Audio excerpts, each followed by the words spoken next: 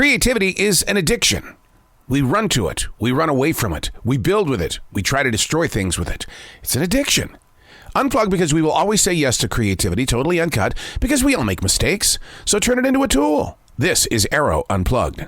I'm a poet, one that just happens to write in a forest. In 2015, I stepped into a very special collection of trees at the Billy Graham Library right here in Charlotte, North Carolina. While there, I did nothing but write, but I always believed in my heart it was never my words. They were the lyrics from Billy's Forest. Well, nearly 2 years later, God spoke directly into that heart. He said, dude, it's time to grow. Let's get you out there in other collections of trees, mainly your own forest in South Charlotte, North Carolina. You see, in every place that I have written, the spirit of Billy's lyrics vibrate the purpose and plan that God has put into play. I never know what I'm going to write about when I enter any forest, which gives us plenty of time to talk about it in the end. Remember, these aren't my words.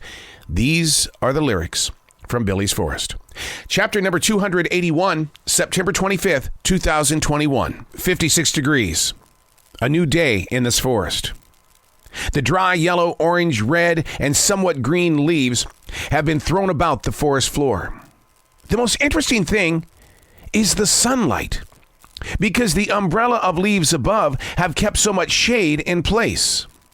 The clearing of the leaves is creating shadows as I write. Well, the creative mind dances with the idea of the shadow being a different spirit. It's holding the writing instrument, not me. We play the same game a lot in the everyday world. Our personalities, they change a lot quicker than Mother Nature's seasons. A bad NFL play on the flat screen. Nobody likes seeing their favorite team lose. Well, this forest is my team. With all the animals, the lake, and the beautiful stream. With all the trees, I'm able to believe in why we must learn to love change. And why uncertainty has always been a part of our lives. While these trees lose their leaves, shouldn't we as humans do the same? What if our personal growth is creating shade? Doesn't that damage the new growth below? It's an interesting thought, only because as I sit here and look out at this forest this morning from this studio, we're 2 stories up above it. So we're in the trees. I see the undergrowth. I see where trees once stood, but Mother Nature said it was time for you to start feeding the soil that's around you. The undergrowth is so important to the process of a tree and or forest being extremely healthy. Not only does the undergrowth serve as food for a lot of the animals, but that undergrowth also serves as a warm blanket during the winter months. The undergrowth of our personal lives is so important. You are not greater than anybody else. You never will be. That's one of the things that we have to face in this world. That's what being humble is all about. It's about working with the undergrowth in our life, and even things that are much taller and bigger than us.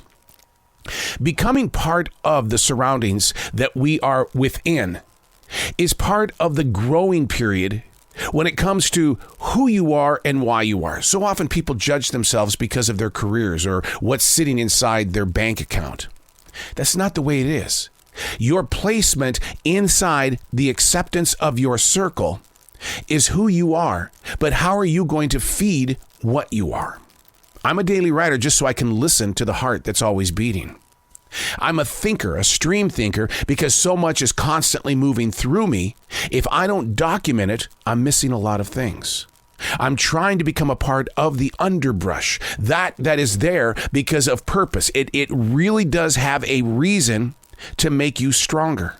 But you don't take advantage of that strength. You learn how to work with it. I love looking at this forest because I can see the lake. It's right there. Beautiful lake. Very still. The stream is to my right with the tall grasses. Even though it's wintertime, the tall grasses are in their yellowish colors. The leaves are as naked as can be, except for these beautiful white pines. The white pines are constantly green.